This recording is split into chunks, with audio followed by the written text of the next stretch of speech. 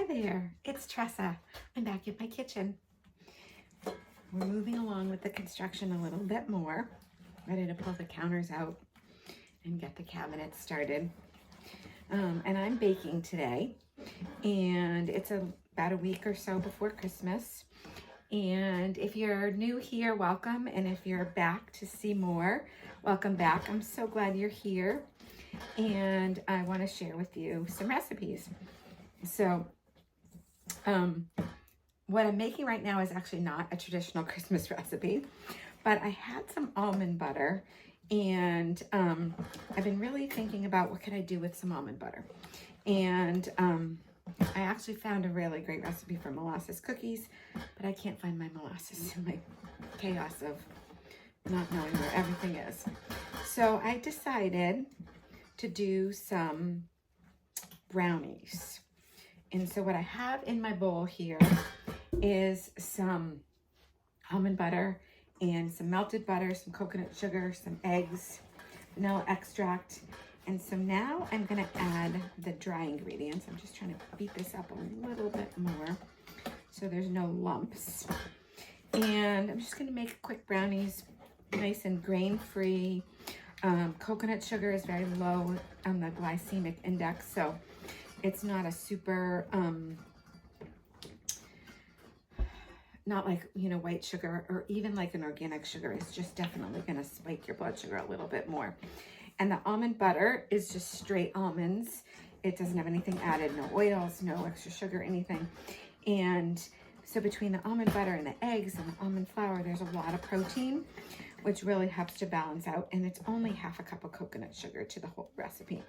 And there's no other sweetener. So we might put some chocolate chips in. You could put nuts in too if you wanted to. So I'm going to add half a cup of almond flour. I'm going to add some cacao powder, which is less processed than cocoa powder. Cacao powder is just straight chocolate. And if you read the ingredients on the label of a jar that has, or a bag, or however you buy it, of cocoa powder, it has other things in it, like alkali and stuff, and you don't want those in your chocolate. Really, just straight cacao powder is the way to go. All right, so I'm adding those. I'm going to mix those in. I'm going to put some baking soda and some salt, and then we will be good to go. So baking soda, just a little bit of baking soda, and a little bit of salt. And I, again, always use either sea salt or pink Himalayan salt in all my recipes because it's real salt made from minerals from the earth. There's no, it's not all that sodium like you find in processed food and in table salt, which is really way over processed salt, and it's just not as good for you. So this is getting super chocolatey, if you can see that. It looks quite delicious and very, very yummy. Nice thick batter. And now I'm just going to add some chocolate chips. And I need a lot of them because it's already pretty chocolatey. So just a little bit of chocolate chips. And I am just going to stir that up. And then I'm going to put it in the pan. Super easy. I melted my butter in the pan. So when you do that, it's kind of like pre-greasing your pan and having it ready to go. And my oven is ready. So while it's preheating, I melted the butter, made it super easy. And now I'm just gonna pop this in here and get them in the oven. There'll be a nice little snack. If it was a little warmer here, they'd be really good with ice cream, I think, but it is a little bit chilly here in New Hampshire. Although it was a really beautiful sunny day. I got outside for a little while and in the sunshine, and went for a little walk. It was really nice out. So I hope that wherever you are, you're getting outside in the sunshine as often as you can. It's just so good for us to do that. All right, so I'm just gonna spread these in the pan nice and evenly. I think these are gonna come out pretty fudgy. So this is a recipe that I found and I kind of modified, and we'll see how it goes. So, and yeah, so that is all ready, and I'm gonna pop it in the oven, and we will see what happens. It should only take about 15 to 20 minutes. So while those are baking in the oven, I'm actually going to get started on another recipe with almond flour. And it is a recipe that I discovered a few years ago. And I have been making these every year for Christmas. Sometimes I make them at Easter. Sometimes I pull them out and just make them another time of year too. It's a chewy Italian almond cookie called the Ricciarelli. And they are absolutely delicious. I love these cookies, and I am going to share with you. I have to turn the mixer on to beat my egg whites, so I want you to just hang on. I'm going to pause you and I'll be back. Okay, I have my egg whites. So with just a little bit of lemon juice you put in with the egg whites, and they are stiff, pretty stiff. And so now what I'm going to do is I pre-sifted my dry ingredients so that they're ready to go. I try to do that a lot, just kind of like measure things out, get them ready, especially if I'm baking more than one thing. And a lot of times I like to do that, bake 2 or 3 different things, as long as I have everything out and making the mess. And kind of fun, spend a few hours doing a bunch of baking. So what I have here is powdered sugar, and yes, I use just good old organic, but powdered sugar. I don't make this recipe a lot. It's really very delicious for Christmas time. I like to share it with people, and so occasionally I will use some real powdered sugar. So I've got these egg whites. I'm going to take about half of this dry mixture. There's some baking powder and salt in here as well, and I'm just going to start folding it in. And you just very slowly fold it in. It seems like a lot of flour for a little bit of egg whites.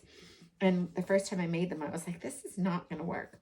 But it actually does. You just want to fold it because you want it to be a nice light batter, though it does get a little bit sticky and from the sugar. But it just starts to incorporate as you're folding.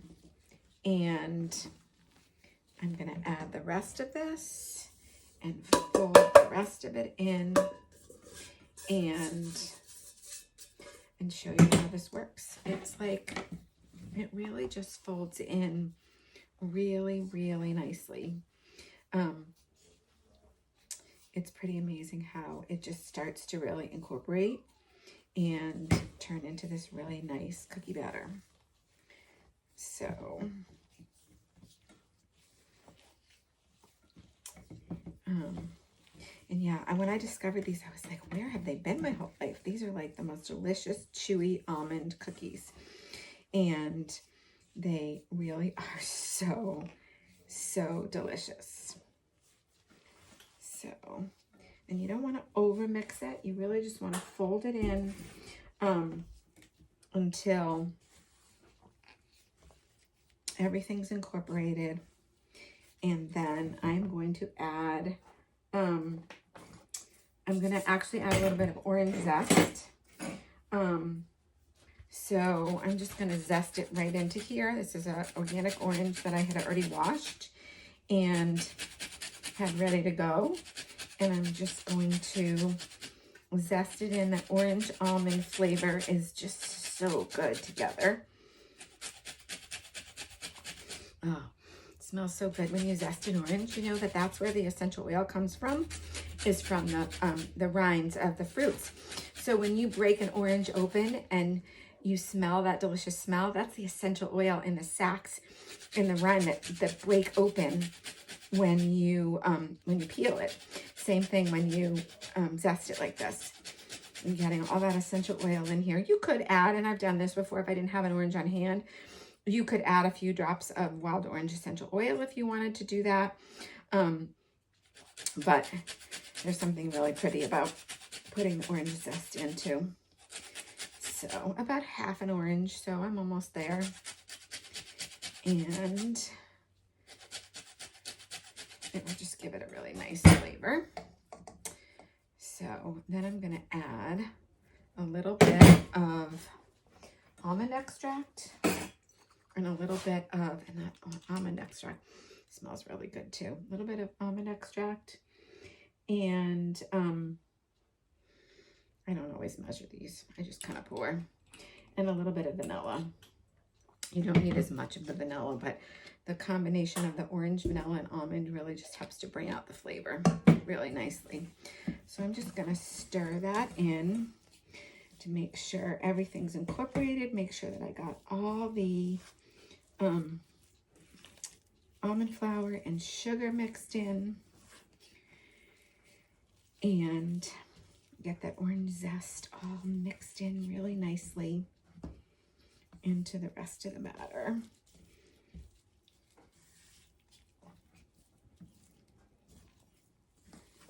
And there we have it. Beautiful. I don't know if you can you see that? It's so pretty with the orange, and it smells so, so delicious. Okay, so now here is the really interesting part in this recipe. So what you're gonna do is, got some extra powdered sugar. I'm just gonna pop into this bowl. I have a parchment lined baking sheet ready to go. I'm gonna move a few things out of the way and make some room for it here. And what I'm gonna do is, I am going to get the cookie sheet. Move my mixer out of the way. And what I'm gonna do is I am going to, and I'm not gonna keep you on here forever, but you want about an inch size balls. So I'm gonna use a spoon just to kind of get an idea. And then you wanna roll them. And it is very sticky. And then you're gonna pop it in the powdered sugar and just coat them with powdered sugar and put them on your baking sheet. And what you wanna do with these is you actually are going to leave them on the baking sheet and let them sit out for about an hour, and so that they start to dry a little bit, and they will actually start to crack a little bit, and they look so pretty, and they bake up so nice after that. So I'm gonna get these all rolled up, ready to go, and when I have them all dried and ready to pop in the oven, I will come back and show you that step, and then I'll show you the finished product. In the meantime, my brownies came out of the oven. They're looking really good, and I'll show you those in a little bit too. But I'm gonna get my sticky hands into the batter and get these all ready to go. It's been about an hour, a little more than an hour, depending on the humidity in your house. If it's really dry, they're gonna dry faster. And my cookies are ready. Now what I'm gonna do, and I'm trying to do this so that you can see what I'm doing, is I'm gonna crack the tops by just kind of pinching the sides of each cookie. And then I'll show you. And it just kind of cracks the top a little. It actually makes them look really pretty when you bake them. I've got the oven preheating to 300. And once I get this done, I'm gonna pop them in the oven. And then the deliciousness happens. It smells heavenly when they're baking. I grew up in the New Haven, Connecticut area, and Italian bakeries in that area are a really big thing. And when I first made these, I thought, oh my gosh, my house smells like Lucibello's Bakery. So there they are, all cracked and ready to go. So my oven's preheated. I'm gonna pop them in for about 20 minutes, and I will come back once the cookies are baked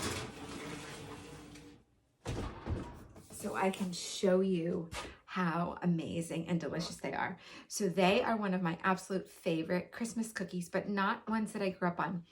I grew up with Antoinette's and Pignoli cookies and what we call the chocolate Mertzette, thumb drop cookies with the jelly in the middle. And my aunt made these delicious little walnut roll up kind of things. And so many delicious memories of baking the cookies with my mom and my grandmother and my aunts, and all those yummy, yummy Christmas cookies. And then I found these a few years ago as an adult, and they became one of my new favorites. So I'll share more with you in a little bit when they're ready. Hey there, I just recorded and realized it wasn't actually recording. So the cookies are done, out of the oven, and I wanted to show you. They are delicious, and I let them cool on the tray. I like to keep cookies in a tin, and I think they just store really, really well in a tin. Line it with either unbleached parchment or waxed paper, and they store really awesome. And I had one that I broke open so that I could show you. I will break another one. So look at how delicious looking they are. They just come out so pretty, and everyone is just different, how they crackle, but they look so pretty, and they are absolutely delicious. And I'll show you when you break them open. They're like really chewy and gooey on the inside, and they're just so delicious. Oh my gosh. They smell so good. I tasted one. They taste really, really yummy. And my brownies came out really great too. So look at how moist they are and delicious. And I will get those put in a container as well. So I don't like to use plastic containers. So I use glass. I'll probably put the brownies in something glass, or tins like this are awesome for cookies especially. And I will probably be baking, well, I don't know how many more cookies I'll be baking before Christmas, because for the next couple weeks, we're probably going to be in the midst of, we're moving ahead with kitchen renovations. Took another countertop off this afternoon, and just getting ready to finish sanding the cabinets, get them painted, and work on those. So I probably will be using my little air fryer, toaster oven, air roaster kind of thing for most of my like dinners. And even if I do want to do a little bit of baking, I could bake in there for now, because the stove's going to be covered while we're working. And so if it's a day that we've just got a lot going on, I probably won't be baking. But I may pick another day before Christmas and get some more baking in. Or I can always go spend a day with my daughter at her house, and we could bake together. That's always fun to do too. I always loved baking with my mom and my grandma growing up, my aunts. But what we would do is we would all make different cookies, and then we would bring cookies and, make up a platter with everybody's different cookies. So, Aunt Mary made chocolate walnut puffs, and my grandmother made Mertzette. All these Italian cookies. That's what we called them. They were kind of like a biscotti, and there were brown sugar Mertzette, and a chocolate spice one, and an almond one, and all different ones. And my grandmother made those. My mom would make the Pignoli cookies. My aunt would make Antoinette's, and we'd have all these different cookies. And then when we'd get together, everybody would bring some cookies, and then we would have a whole variety of cookies. So it was awesome. And big Italian family. We spent a lot of time around the table enjoying delicious food. And at Christmas time, cookies and pies. That's what we had. Italian cream pie, and was always Christmas. And then there were different ones for Easter, but and cookies always. So yeah, that's why I decided to make these today, because I just love to have some Christmas cookies around. If anybody stops by, or if I go visit somebody, I'll put some in a little bag and bring them. And the brownies were just an extra bonus because I felt like trying the recipe, and it came out really good. So I'll be sharing those recipes in my newsletter, and I hope that you guys are having fun preparing for the holidays. And it's okay to have a little bit of sugar around the holidays. Just don't overdo it. Like if you have one cookie, you know, or a couple of cookies, you just don't want to eat like this whole tin in a couple days because that's too much sugar. But have a little bit, and that's okay. And I will be back soon with some more recipes. Have a wonderful day. God bless.